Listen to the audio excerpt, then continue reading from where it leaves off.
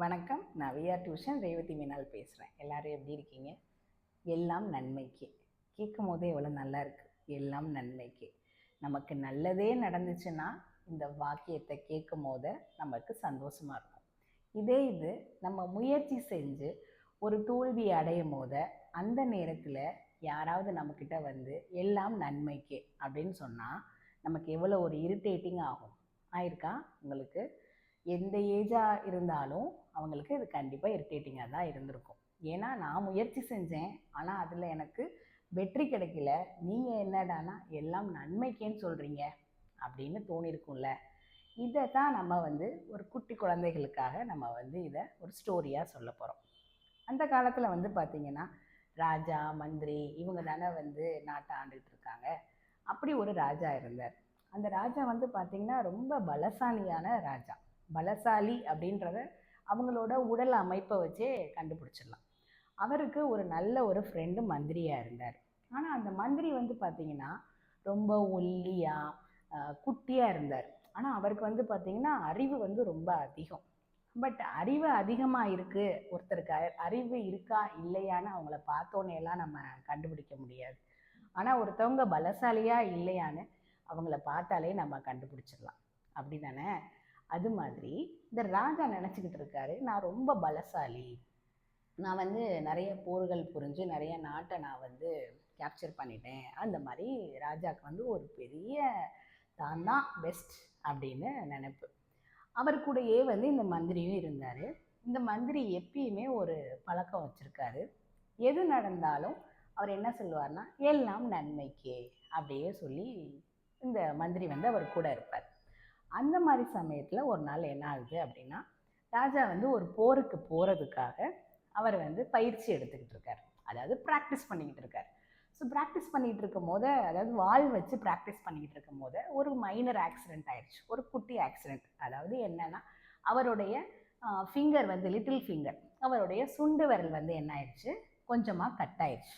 Cut ஆனோடனே அந்த ராஜா வந்து ரொம்ப ஷாக் ஆகிட்டார். ஆனால் அந்த ஷாக்லேருந்து அவர் வெளியே வர்றதுக்குள்ளேயே இந்த மந்திரி டக்குன்னு என்ன பண்ணிட்டாரு, எல்லாம் நன்மைக்கே அப்படின்ட்டார். அப்படின்னு சொன்ன அடுத்த ஃப்ராக்ஷன் ஆஃப் செகண்டில் இந்த ராஜாவுக்கு வந்த கோபத்துக்கு அளவே இல்லை. உடனே அவர் என்ன சொல்லிட்டாரு, அத்தனை வருஷமாக ஃப்ரெண்டாக இருந்த மந்திரியவே என்ன சொல்லிட்டாரு, நீ வந்து என் மேலே ரொம்ப பொறாமப்படுற, ஏன்னா நான் வந்து ரொம்ப பலசாலியாக இருக்கேன், நீ வந்து ரொம்ப வீக்காக இருக்கேன்னு சொல்லி என் மேலே நீ பொறாமப்பட்டுட்ட. என்னோட சுண்டு விரல் இந்த இடத்துல வந்து வெட்டுப்பட்டுருச்சு, நீ வந்து என்ன செய்கிற, எல்லாம் நன்மைக்கேன்னு சொல்லிட்ட அப்படின்னு சொல்லிட்டு ராஜா என்ன பண்ணிட்டாரு, அந்த மந்திரியை ஜெயிலில் போட சொல்லிட்டார். ஸோ என்ன பண்ணிட்டாங்க, ராஜா அந்த காலத்துலலாம் வந்து ராஜாவுக்கு அட்வைஸ் சொல்கிற இடத்துல இருக்கிற ஒரே ஆள் அப்படின்னு பார்த்தா மந்திரி பொசிஷனில் யார் இருக்காங்களோ அவங்க தான் வந்து அட்வைஸ் பண்ணுவாங்க. ஆனால் இப்போ என்ன ஆயிடுது, மந்திரிக்கே பனிஷ்மெண்ட் கொடுத்துட்டாரு இந்த ராஜா. ஸோ என்ன ஆயிடுச்சு, மந்திரியை போய் ஜெயிலில் போட்டாங்க. ஒரு 1 or 2 weeks அப்படியே வந்து கடந்து போகுது. அப்புறம் என்ன ஆகுது அப்படின்னா, அவரோட சுண்டு வரல் வந்து கொஞ்சம் க்யூர் ஆயிடுச்சு. உடனே ராஜா என்ன பண்ணிடுறாரு, வேட்டைக்கு கிளம்புறாரு. ராஜா ஆள்ற அந்த இடத்துக்கு பக்கத்தில் காட்டுவாசிகள் அதிகமாக வந்து அங்கே வாழ்ந்துக்கிட்டு இருந்தாங்க. இந்த காட்டுவாசிகளில் வந்து பார்த்திங்கன்னா சில பேர் வந்து என்ன பண்ணுவாங்க அப்படின்னா, மனிதர்களை வேட்டையாடுற பழக்கம் கொண்டவங்க இருப்பாங்க. ஸோ அதனால் அந்த பகுதிக்கு வந்து போக மாட்டாங்க. ராஜா வந்து பலசாலி தான், ஆனால் அவருக்கு வந்து யோசிக்கிற திறன் அப்படின்னு பார்க்கும்போது மந்திரிக்கு தான் அதிகமாக இருந்துச்சு ராஜாவோட. ஸோ மந்திரி இல்லாதனால ராஜாவுக்கு வந்து தெரியலை எந்த வழியில் போகணும் அப்படின்னு சொல்லிட்டு. ஸோ ராஜா என்ன பண்ணிடுறாரு, தெரியாமல் அந்த காட்டுவாசிகள், மனிதர்களை வேட்டையாடுற காட்டுவாசிகள் இருக்கிற சைடு போயிடுறாரு. கடைசியில் என்ன ஆயிடுது, ராஜாவை அந்த காட்டுவாசிகள் என்ன பண்ணிடுறாங்க, அரெஸ்ட் பண்ணிடுறாங்க. அரெஸ்ட் பண்ணி என்ன ஆயிடுது அப்படின்னா, ராஜாவை பலி கொடுக்கணும், மீன்ஸ் அவங்களோட காடுக்கு வந்து பலி கொடுக்கணும்னு முடிவு பண்ணிடுறாங்க. முடிவு பண்ணி ராஜாவை, படங்கள்லாம் பார்த்துருப்பீங்கல்ல, அந்த மாதிரி இமேஜின் பண்ணிக்கோங்க. அது என்ன ஆயிடுது, ராஜாவை வந்து பலிபீடத்தில் வச்சுட்டாங்க. அதாவது அவரோட ஹெட்டை வந்து கட் பண்ணுறதுக்காக வச்சுட்டாங்க. ராஜாவால் ஒன்றுமே பண்ண முடியல. அவர் எவ்வளோ பெரிய பலசாலியாக இருந்திருந்தாலும் ராஜாவால் இந்த இடத்துல ஒன்றும் செய்ய முடியல. என்ன ஆயிடுது, காட்டுவாசிகள் எல்லாம் ரெடி ஆகிட்டாங்க ராஜாவோட தலையை கட் பண்ணுறதுக்கு. அப்போ தான் கவனிக்கிறாங்க அந்த காட்டுவாசி என்னென்னா, ராஜாவோட சுண்டு விரல் வந்து ஆல்ரெடி என்ன ஆயிருக்கு, கட்டாயிருக்குல்ல. ஸோ இப்போ வந்து நம்ம வந்து சாமிக்கெல்லாம் வந்து ஏதாவது படையல் வைக்கிறாங்க அப்படின்னா, நம்ம வீடுகள்லாம் சமைக்கும் போதோ இல்லை கோயில்கள்லாம் வந்து ப்ரிப்பேர் பண்ணும் போதோ அதை வந்து டேஸ்ட்லாம் பார்க்க மாட்டாங்க, அப்படி தானே? அதே மாதிரி ஒரு நம்ம பழங்கள் வச்சு நம்ம சாமி கும்பிட்றோம் அப்படின்னா பழத்தை கட் பண்ணிலாம் வைக்க மாட்டாங்க, முழு பழமாக வைப்பாங்கல்ல. அது மாதிரி இந்த ராஜாவும் வந்து பார்த்தீங்கன்னா பெரிய பலசாலியாக இருக்கார்.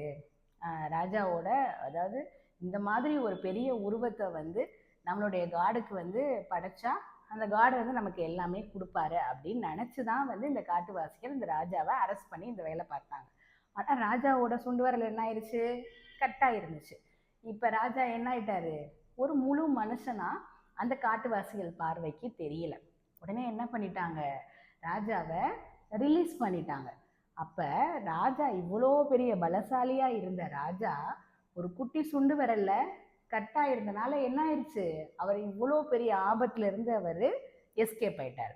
ராஜாவுக்கு ஒன்றுமே புரியவே இல்லை. சுண்டு விரல் கட்டான அந்த ஒரு விஷயத்துக்காக மட்டும்தான் இந்த காட்டுவாசிகள் நம்மளை ரிலீஸ் பண்ணியிருக்காங்கன்னு தெரிஞ்ச நிமிஷத்தில் அவர் எவ்வளோ பெரிய தப்பு பண்ணியிருக்கோன்னு உணர்ந்துட்டார். உடனே என்ன பண்ணிடுறாரு, ராஜா அவரோட இடத்துக்கு வந்துட்டு அந்த மந்திரியை உடனே ரிலீஸ் பண்ண சொல்லிடுறாரு. ரிலீஸ் பண்ண சொன்னோடனே இந்த மந்திரி வந்து சிரிச்சுக்கிட்டே ராஜா முன்னாடி வந்து நிற்கிறார். நின்னோடனே ராஜா வந்து சொல்கிறாரு மந்திரி கிட்ட, என்னை மன்னிச்சிரு, ஏன்னா அவங்க தான் ஃப்ரெண்ட்ஸ் தானே, என்னை மன்னிச்சிரு, நீ எல்லாமே நன்மைக்கு தான் சொன்னும் போது எனக்கு அப்போ இந்த விஷயம் புரியலை, இன்னைக்கு நான் வந்து பெரிய ஆபத்துல இருந்து நான் தப்பிச்சிருக்கேன், என்னை மன்னிச்சிரு அப்படின்னு சொல்கிறார். உடனே அப்பவும் மந்திரி என்ன சொல்கிறாரு, எல்லாம் நன்மைக்கே அப்படின்னு சொல்கிறாரு. இப்போ இந்த எல்லாம் நன்மைக்குன்னு யாருக்காக சொல்கிற அப்படின்னு சொல்கிறார். இந்த இதை வந்து எனக்காக நான் சொல்லிக்கிட்டேன் அப்படின்னு மந்திரி சொல்கிறார். ராஜாவுக்கு ஒன்றுமே புரியல. உடனே ராஜா கேட்குறாரு, ஏன் அப்படி சொல்கிற அப்படின்னு கேட்டோன்னே, இப்போ நான் உங்கள் கூட வந்திருந்தேன்னா அந்த வேட்டைக்கு நானும் நீங்களும் தான் போயிருந்திருப்போம். அப்போ உங்களை அரெஸ்ட் பண்ண அந்த காட்டுவாசிகள் உங்கள் சுண்டு விரல் அடிபட்டிருக்குன்னு தெரிஞ்ச ஒரு நிமிஷத்தில் என்ன பண்ணியிருப்பாங்க, பக்கத்தில் இருக்க எண்ணத்தானே வந்து அவங்க அந்த பலிபீடத்தில் ஏற்றிருப்பாங்க.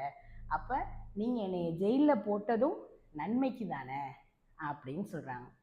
என்ன குட்டீஸ், உங்களுக்கு புரியுதா இந்த கதை? அப்போ நமக்கு நடக்கிற எல்லாத்துக்குமே காரணம் காரியங்கள் எல்லாமே இருக்குது. ஸோ நீங்கள் முயற்சி பண்ணிக்கிட்டே இருங்க. பெரியவங்க வீட்டில் ஏதாவது உங்களை சொல்கிறாங்க, இப்போ நடக்காட்டி பின்னாடி நடக்கும், ஆனால் நீ முயற்சி செஞ்சுக்கிட்டே இருன்னு சொல்கிறாங்க அப்படின்னா எந்த டவுட்டும் இல்லாமல் முயற்சி செய்யுங்க. அடுத்த ஸ்டோரியில் சந்திக்கலாமா? தேங்க்யூ.